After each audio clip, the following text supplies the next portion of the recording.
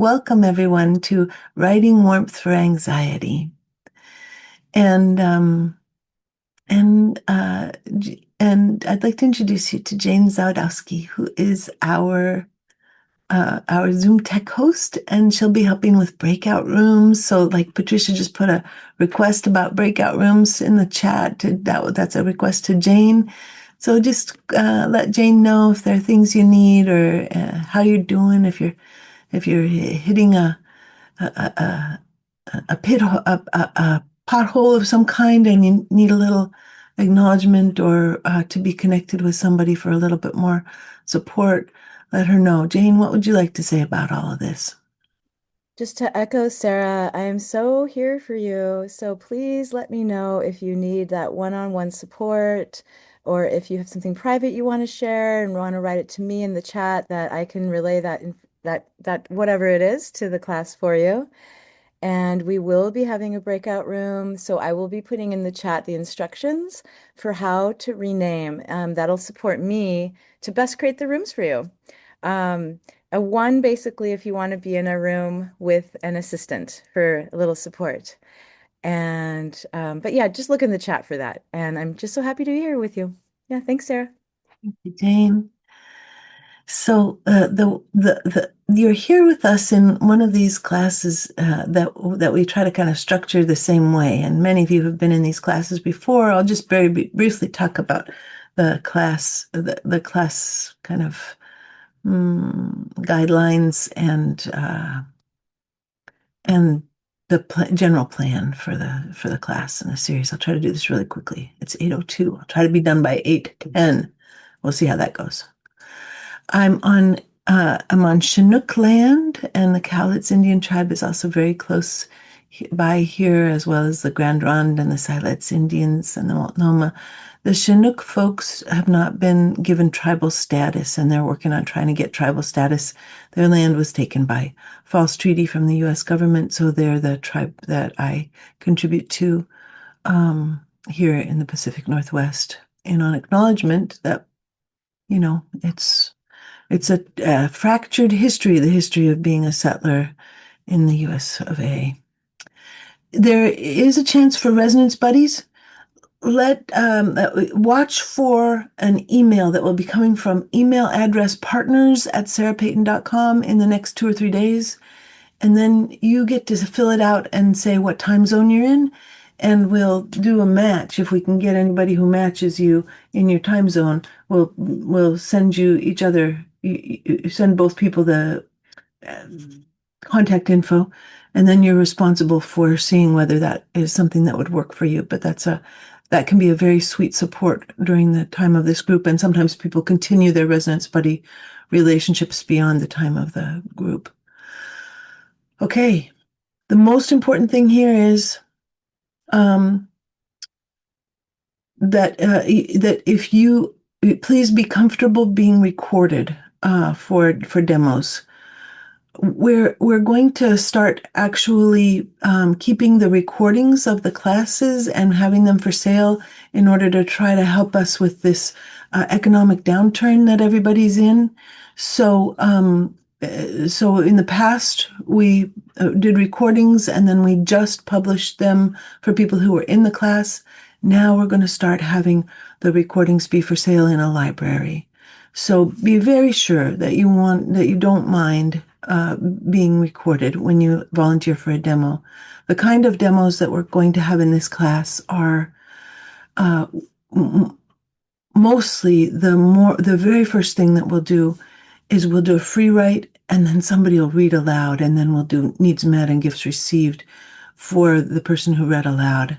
And you read aloud for 1 to 3 minutes, you read twice, and then we go through that. So just be sure you're okay being recorded.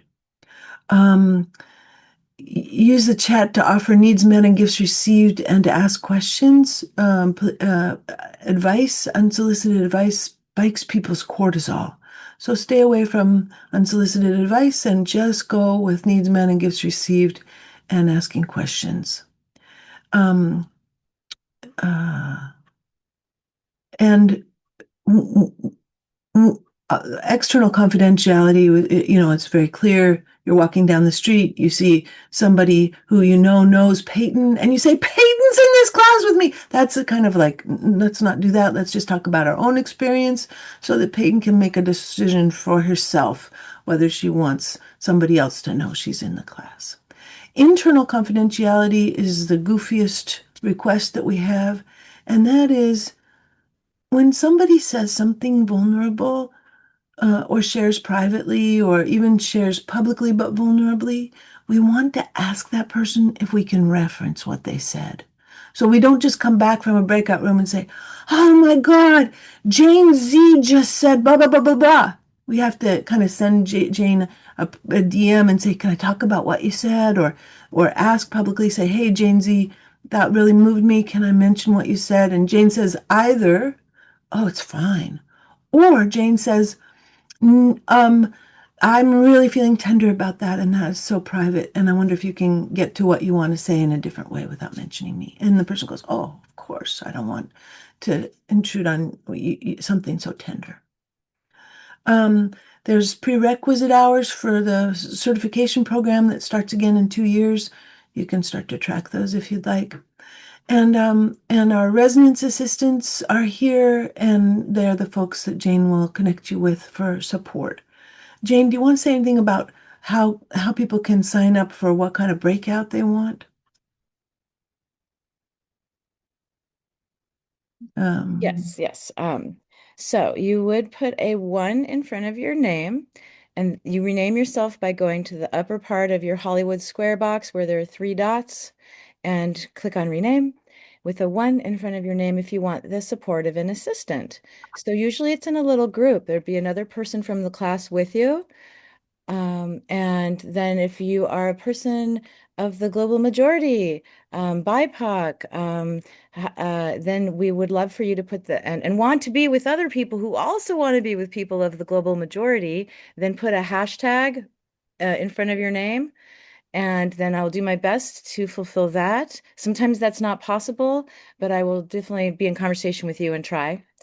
And if you do not want to be in a breakout room, I will be creating individual breakout rooms for each person to have their own breakout room who doesn't or can't be part of the breakout. And the way you let me know that is by putting the equal sign in front of your name. It's like, I'm not available for the breakout with the equal sign. Am I missing one? I'll go in the chat.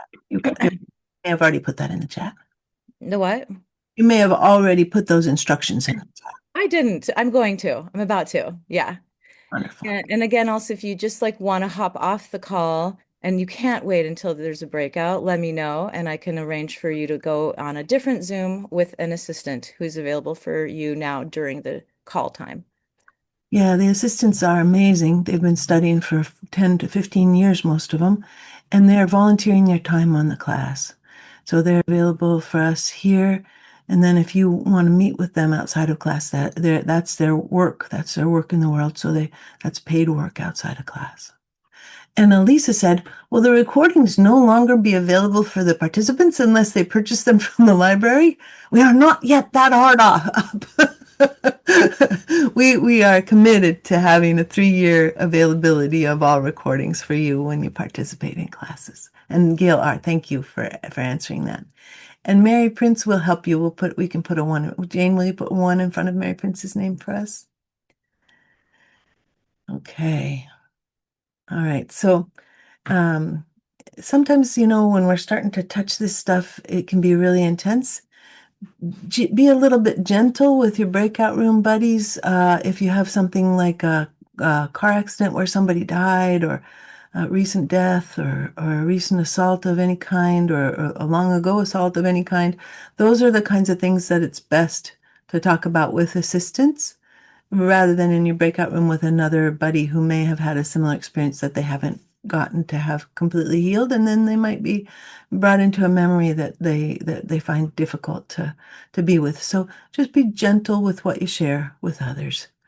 And then our general class plan is to really dig into anxiety, get to the roots of anxiety, and talk about all these different wonderful ways to use neuroscience to help us diminish the experience of anxiety in our bodies. And our general class plan is that we come together and there's a free writing period right away, about 10 minutes. And and then we'll have some research about anxiety, or we'll have the reading aloud will happen, and the feedback and or not feedback, but resonance will happen. And then we'll explore anxiety with neuroscience for a little minute and learn about remedies. And we'll offer a pair exercise for people who like to have a little connection time. And for others who don't want the connection time, they'll get to journal. There'll be a second free writing period, and then we'll be creating a space for paired sharing and resonant responses to each other's work. So, your free writing gets to begin now. How did I do on my time? It's 8:11. Okay. So free writing, what is the physical experience of anxiety in your body? So you get to spend 10 minutes writing about this. It's optional, notice. So if this is not what you want to write about, you get to write about anything you want. You get to compose music and then be in the lottery to play it. If you want to, you can make a collage and show it to us. You can make a sculpture and show it to us. You're not limited to writing, but you can do anything else and still fully participate. But you can write if you'd like to. Hello, Danielle. Hello, I have a quick question. Do you have a recommendation if we should write in handwriting or type? Oh, I don't have a recommendation. I leave it to you to what you find most supportive and compelling. Okay, Okay, thank you. okay, thank you. And so now I'll leave this slide open for people who arrive late, and Jane will put what we're doing into the chat. And Jane, it's 8:12 now, so it'll be till 8:22.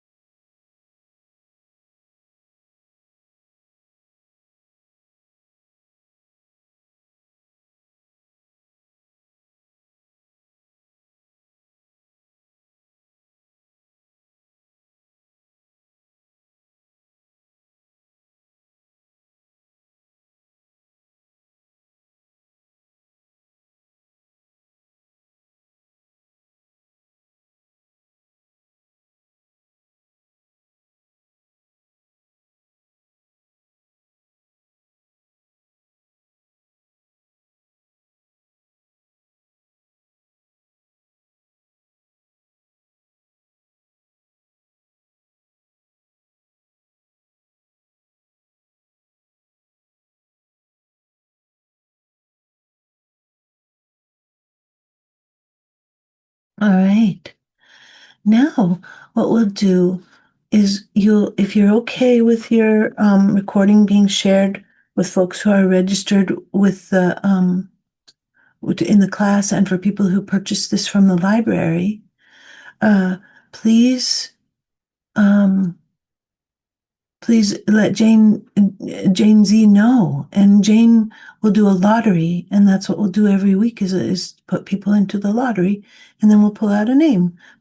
So while you're letting Jane Z know, I'll start talking about the neuroscience, and then I'll come to a pausing point, and we'll pull a name out, and then we'll get to hear somebody read about their experience of anxiety. So, what is anxiety?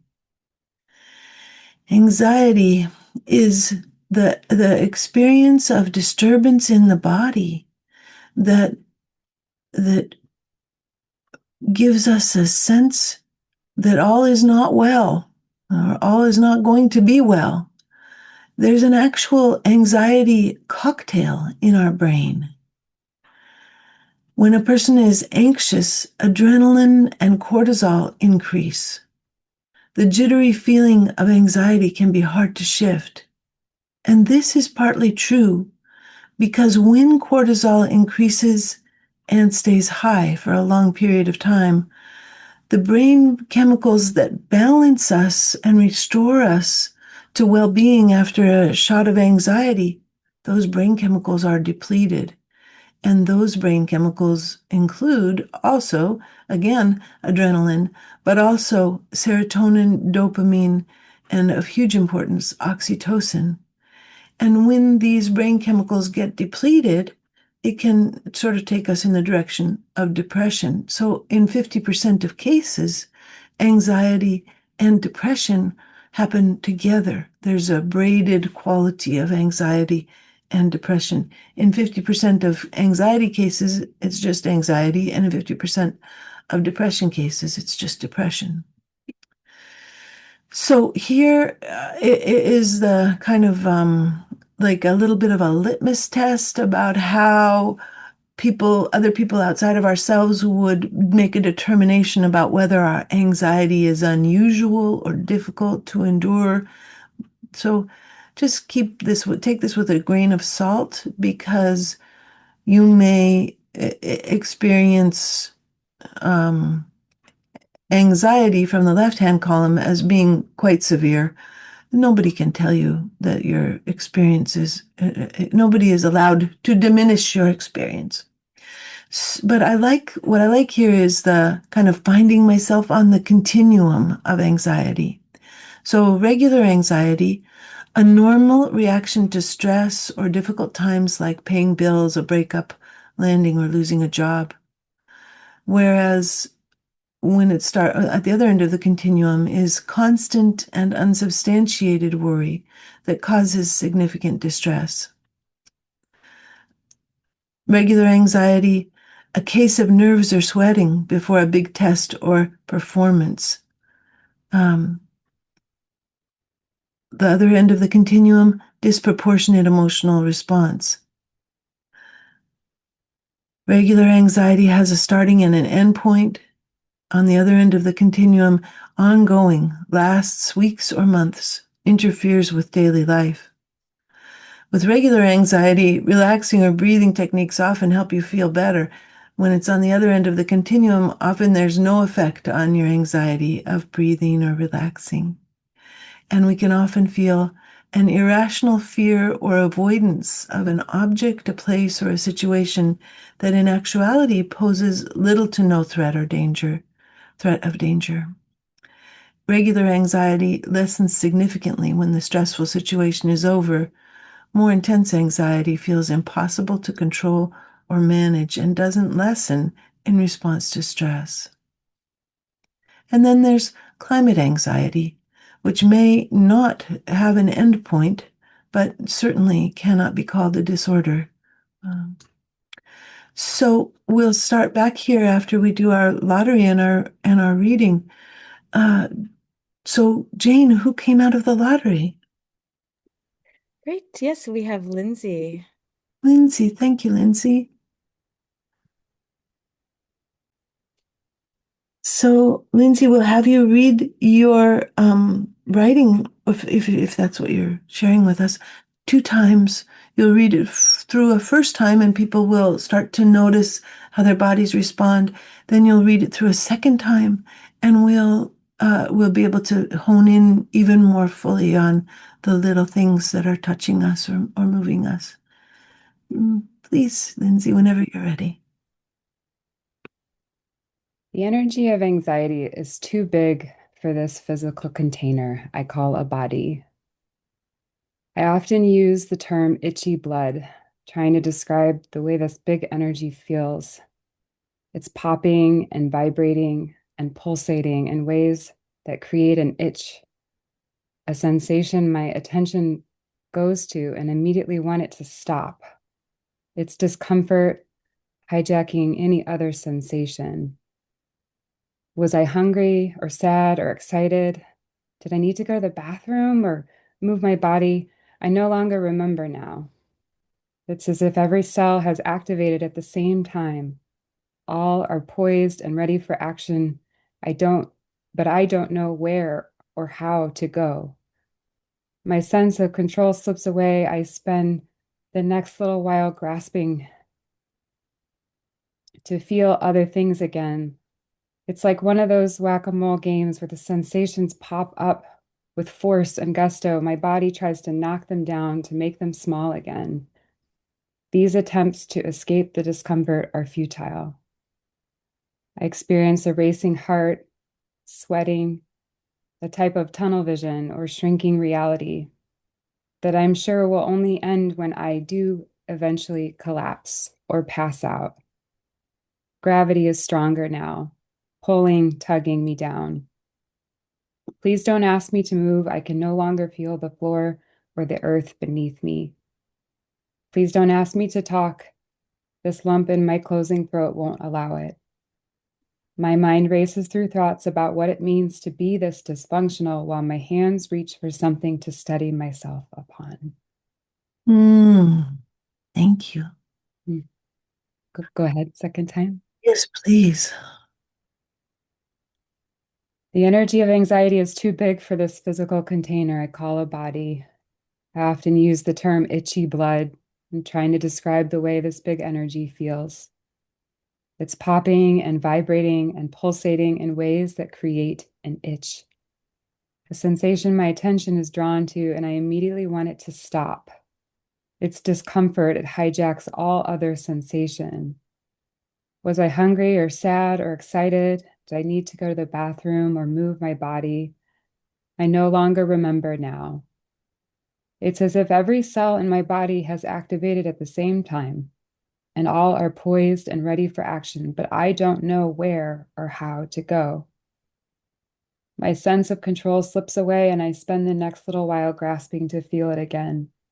It's like one of those whack-a-mole games where the sensations pop up with force and gusto. My body tries to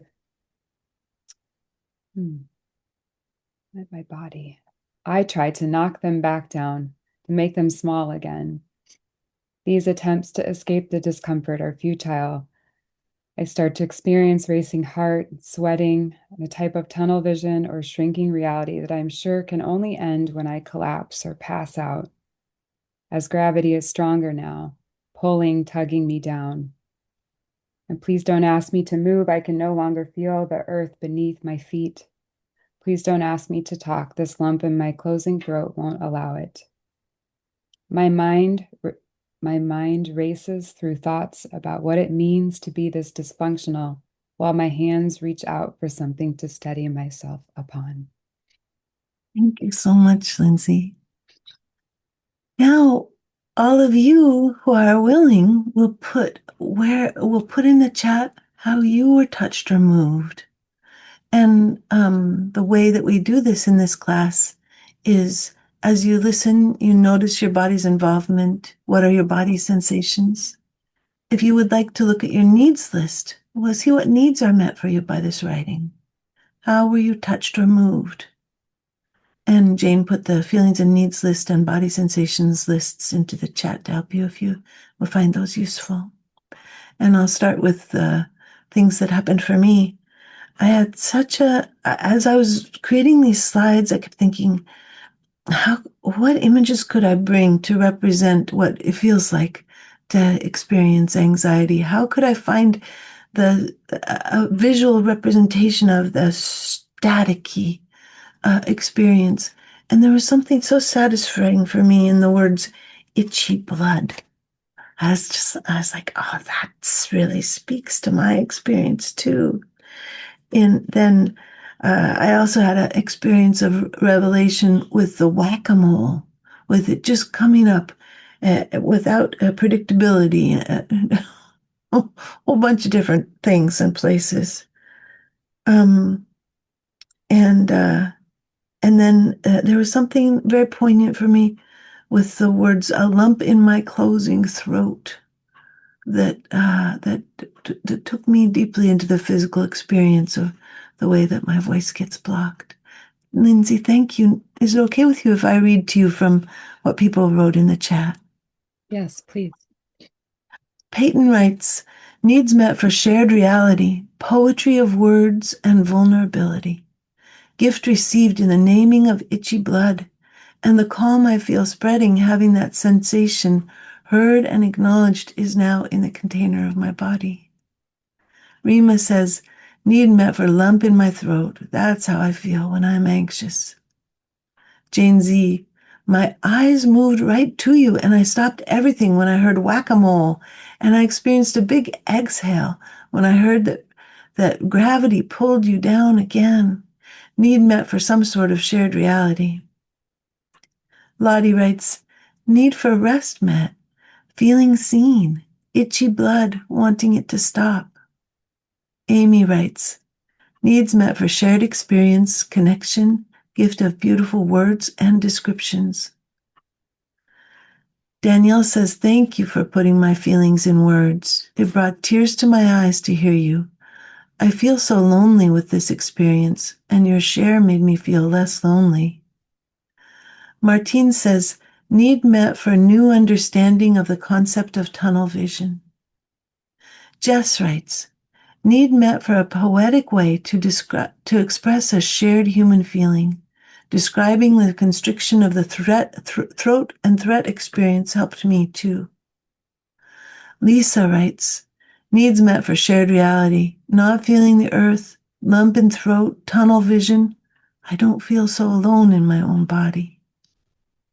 Francis says, I resonated deeply with your share. My body thrummed, feeling the resonance with you. Gail says, Lindsay, the gift received is riding along with you and shared reality, and yet hearing hands reaching for support. Ah, I meet you at Sarah's class. Joy. Jean says, needs met for creativity and contribution. Your naming of itchy blood and whack-a-mole spoke of my own experience. Gift received of naming the complexity of experience. Moria says, so much of it is beautiful to me. I have the sense of recognizing my feelings in this.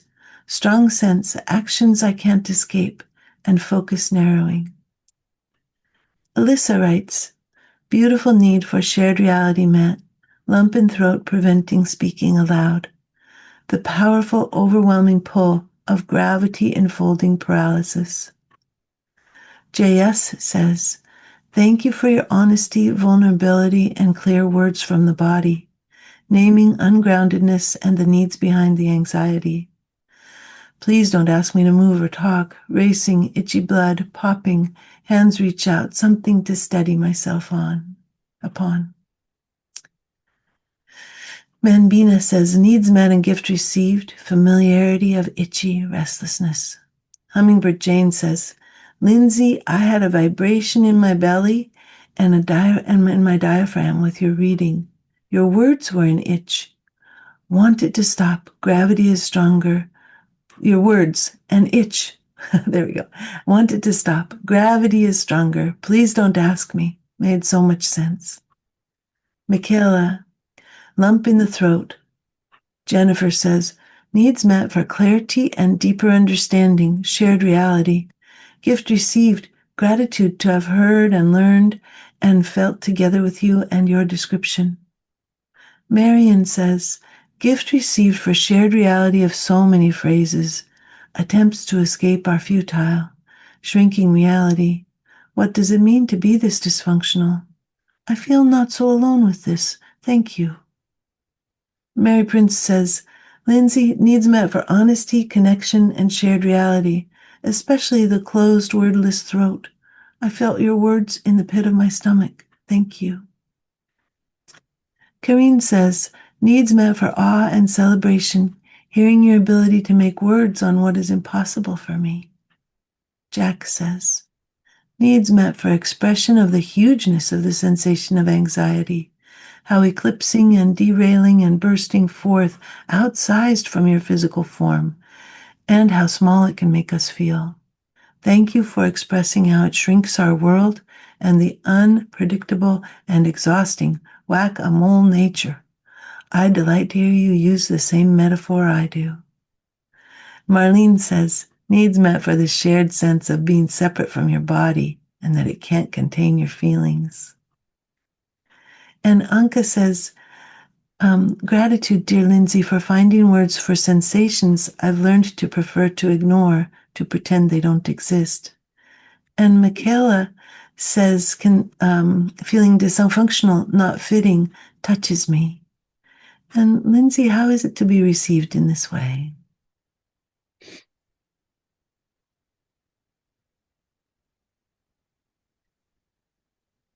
When I was reading, I noticed the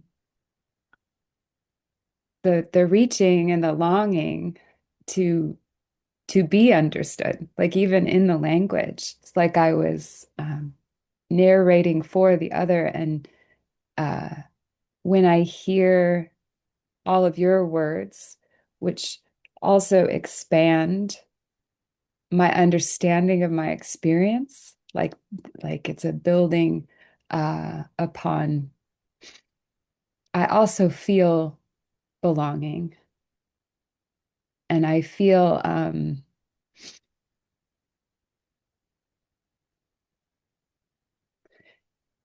like saying less alone doesn't feel adequate because I intellectually understand how rampant these experiences are. I think it's more of that unconditionality of belonging here in this moment where from this point forward, I can do no wrong. There's like a safety in that belonging, safety. Ah, thank you, Lindsay. I'm Yeah. grateful to be here with you. Thank you so much. Thank you, Sarah, and everyone. Mm. And just a quick gratitude to Jack for catching Danielle with a wonderful description of whack-a-mole. Jack, I'm going to read it aloud. Whack-a-mole is an arcade game where little moles burst out of a set of holes at random, and you have to hit them with a squishy hammer before they drop back down. A game of reflexes. Thank you, Jack, for that. All right. And thank you, Lindsay. All right, now we'll come to the slides again.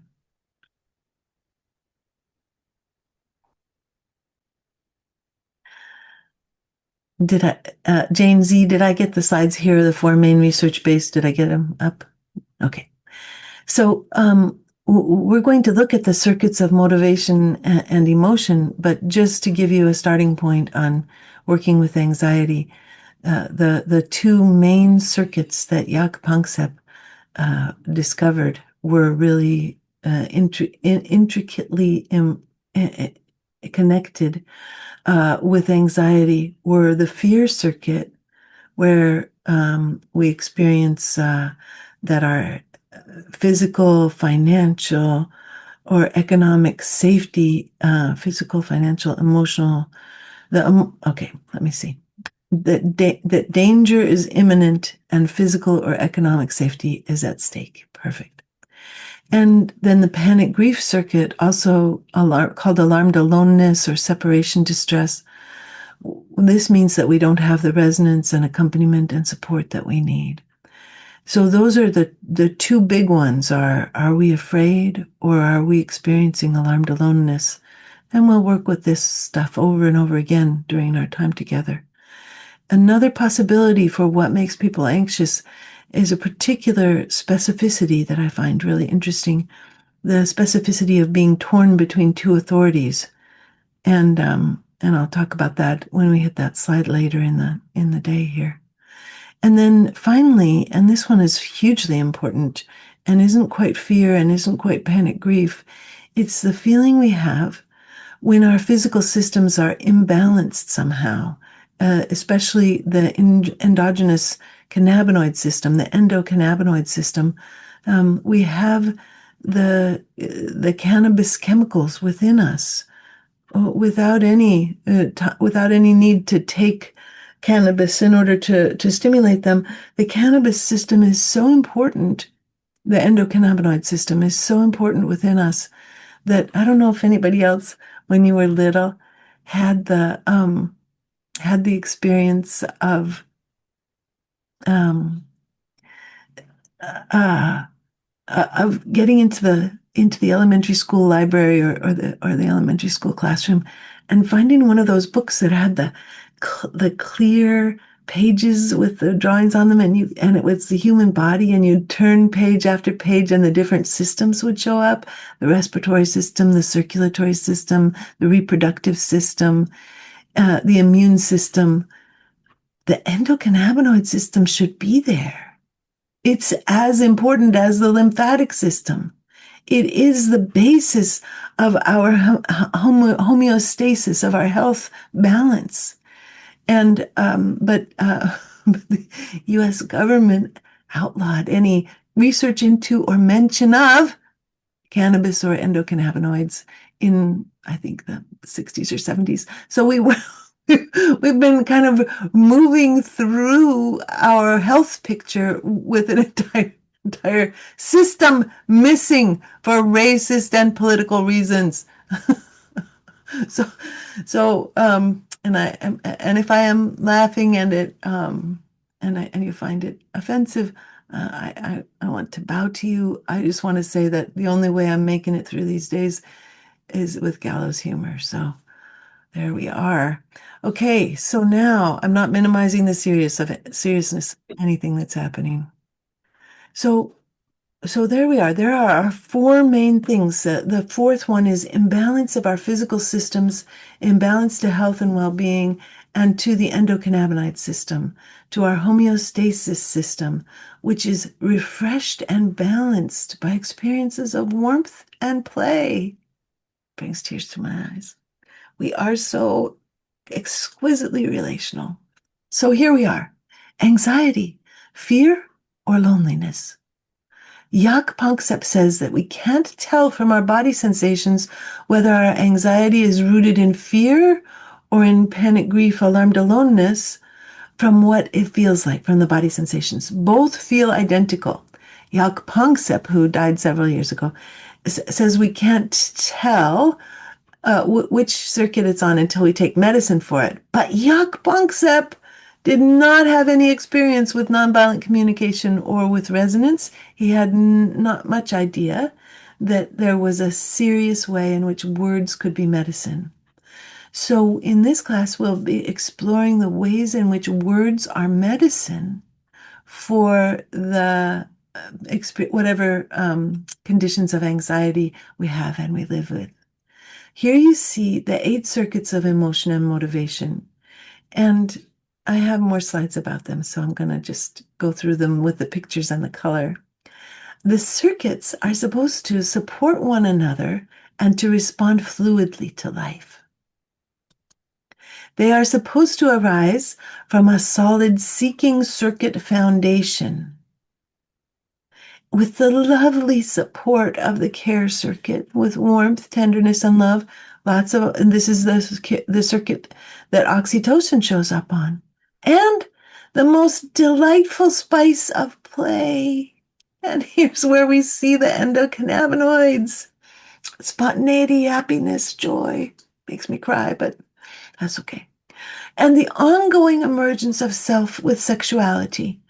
sexuality being the experience in which, or the reproductive system being the system upon which we ride to become adults and to become individuals.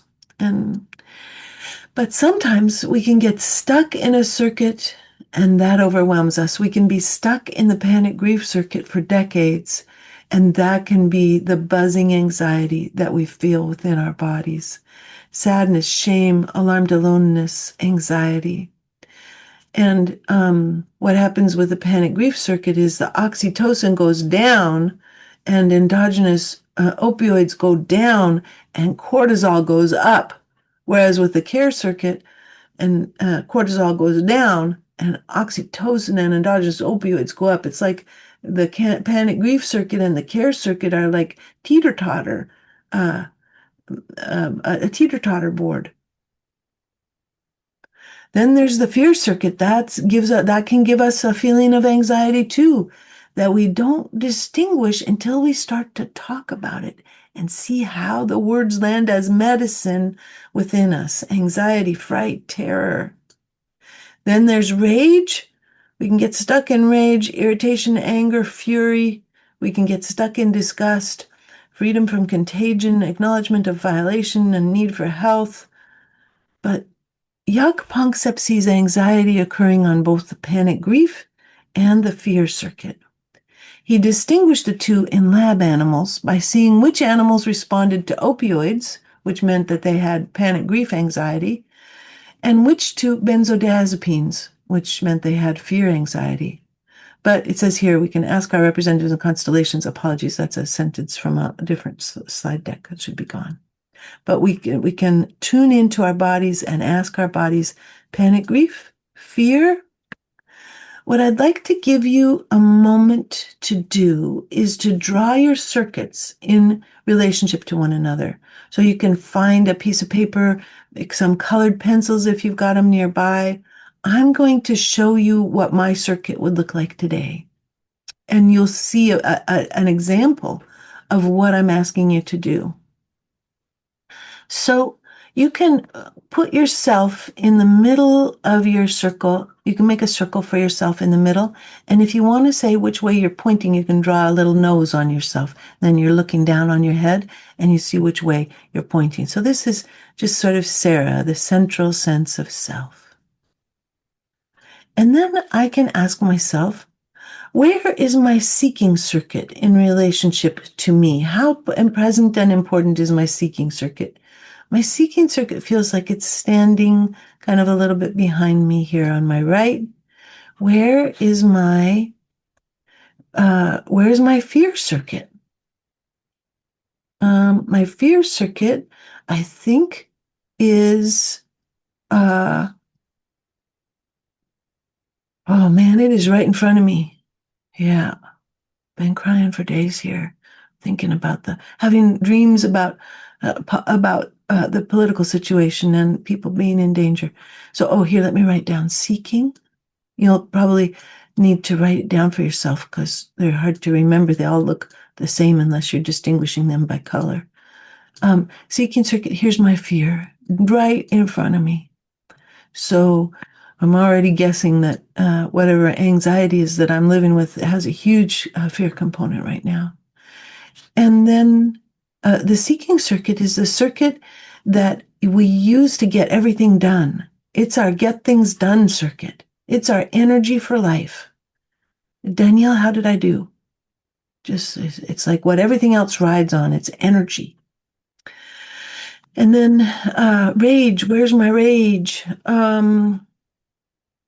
My rage is up here somewhere. It's out in front of my fear, but it's got a whole different, it's like outward focused. It's not focused inward, or it's kind of far away at this moment in a way.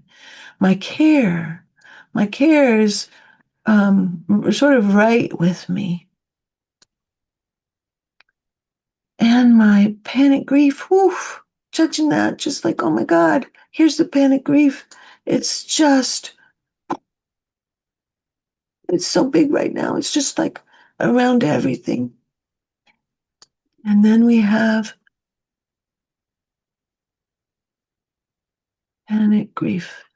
Then we have play. Oh, well, there's this incredible sweetness in doing this class with you, and even a sweetness in being able to cry a little bit when the world is kind of tough. So it's kind of hanging out over here. And then sexuality emergence. Um, Sexuality emergence, like who I am, my identity, my sense of being in my body, my sense of access to my own sexual experience. It's here, but it's kind of in the background.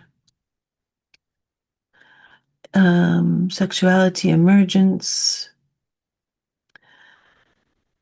You can just use the word emergence if the word sexuality doesn't feel good to you. It's like becoming who we are, very linked to our bodies. And then disgust. Here's my gallows humor. Um, uh, Disgust is like hanging out with the panic grief. It's looking in a different direction, and it's kind of got this nice little bubble that's connecting to play. Okay, so there's my drawing of my circuits. Now you get 5 minutes, and you may already have started to let yourself have a visual experience, or if you're not a visual thinker and this doesn't make any sense to you, you can write about the circuits if that's helpful or feels good to you. And Jennifer says, can the anxiety be from both circuits or always one or the other? Oh, that's such a good question, Jennifer. It can be from both. It can be from both at the same time. Absolutely. And Danielle says, is care when you care for others or when you feel cared for? Both, Danielle, both. And can you show a list of the circuits? Yes, absolutely. Here, I'll show you the list of the circuits. Thank you for asking for that. And we'll go silent did that show up? Lindsay, does it show up drawing or journaling with the list? Okay, Jane's nodding. Okay, great. Okay. It's 8:54, 8:55 now. We'll go to XX00, or if you're in India, XX30.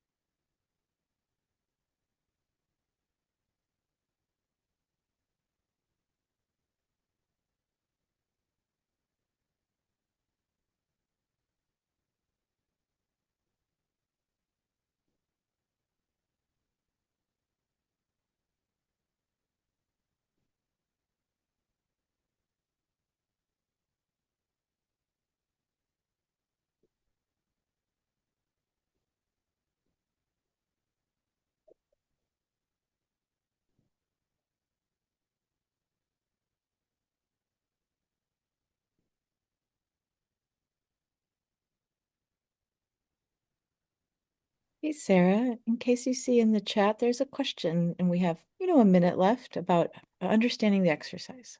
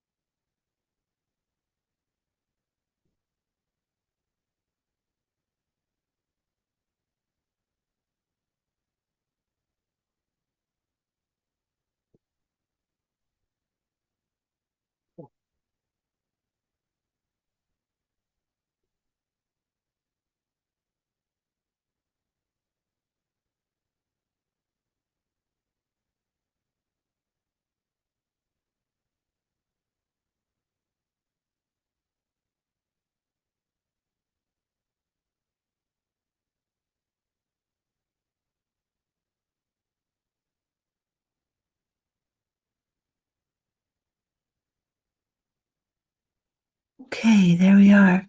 Now, if what we're going to do next is actually put you into pairs for free writing time, and then you'll after you finish some free writing time, then you'll read to each other and respond in the way that we responded in the beginning of class, so that you'll get keep writing and keep practicing.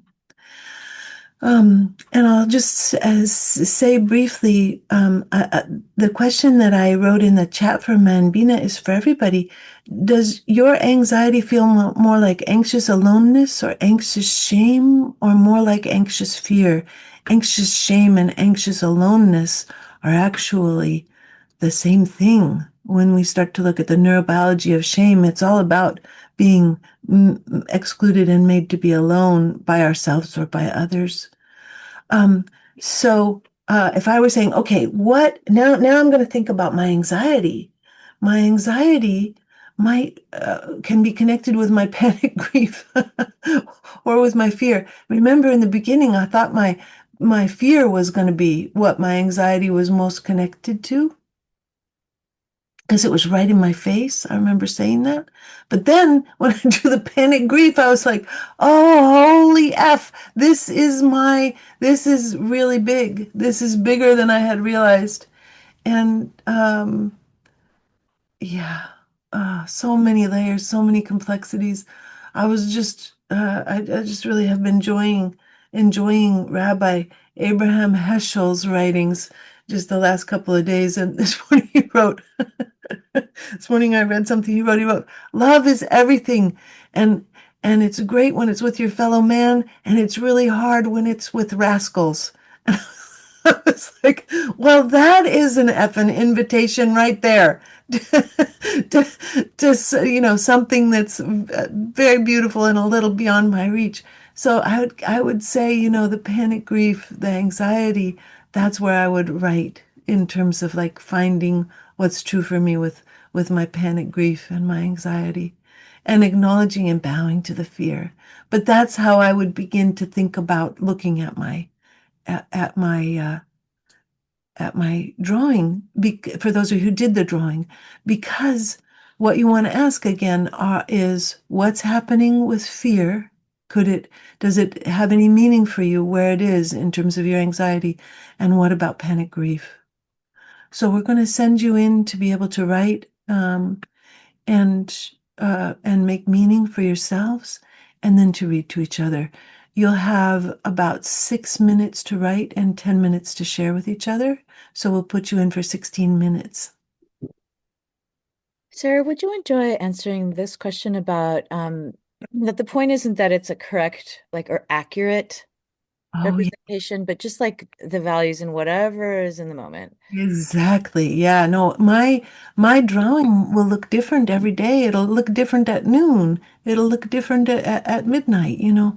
It's this is a just a beginning exploration, and there's absolutely no correct or accurate.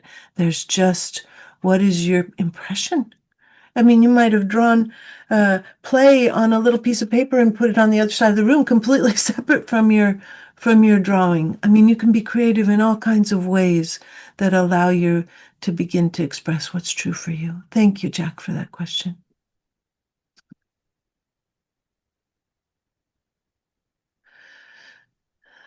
Okay, so Sarah, you said 16 minutes total?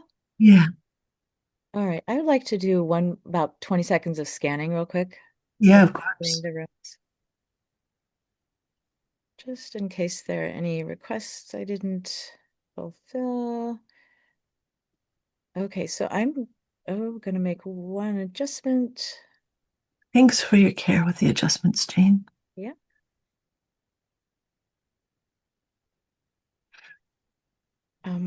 Okay, all right. I feel good about these rooms and we will be scanning once the rooms open up. And so if you're alone, hopefully your partner will arrive. Please do accept the invitation to join the breakout room. And if you have any questions during the process, you can raise your electronic hand and one of us will be there to assist you. All right, and so I'll open the rooms now.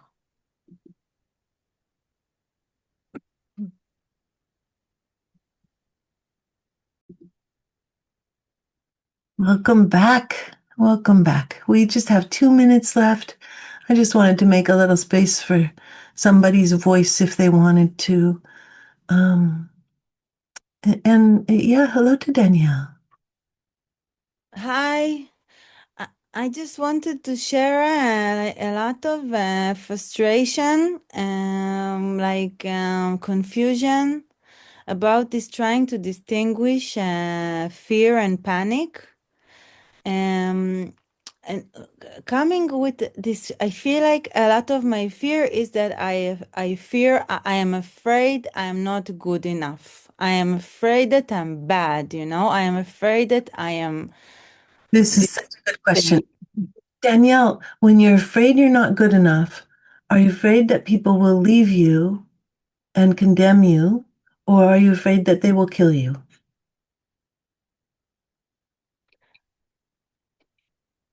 It's weird because it's not so much about the people. I feel like it's more like I'm afraid that I will not respect myself, you know? Like I'm afraid that I will die with a sense of regret, for Yes, example.